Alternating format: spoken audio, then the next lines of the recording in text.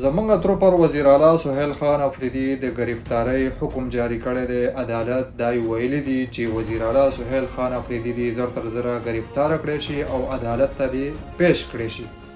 بل طرف ته وزیر اعلی سهیل خان افریدي ځان ته کنټینر تیار کړی دی او پوره خیبر پښتونخوا ټول پښتانه ټول قوم را پاسولی دی چې یا ازادي او یا مرګ.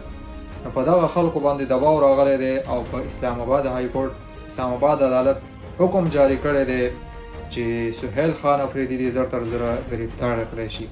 نو حالات بالکل سمیږي نه، یا ازادي او یا مرګ. بل طرف ته د عمران خان د وکیل د عمران خان سره ملاقات شوی دی او هغه به سبا ټول تفصیل شیر کوي. د عمران خان د خولې خبرې به شیر کوي، ټول د عمران خان چې څه حکم جاری کړی دی او څه خبرې کړي دي هغه به شیر کوي او هغه به په میډیا باندې اعلان کوي. نو الله تعالی دې خپل خصوصي رحم او کرم وکړي. الله تعالی دې زمونږ د سهیل خان افریدي او خاص کر د عمران خان حفاظت وکړي.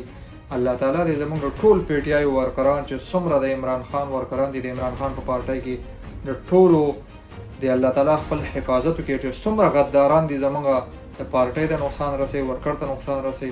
الله تعالی دې نست او نابود کړي.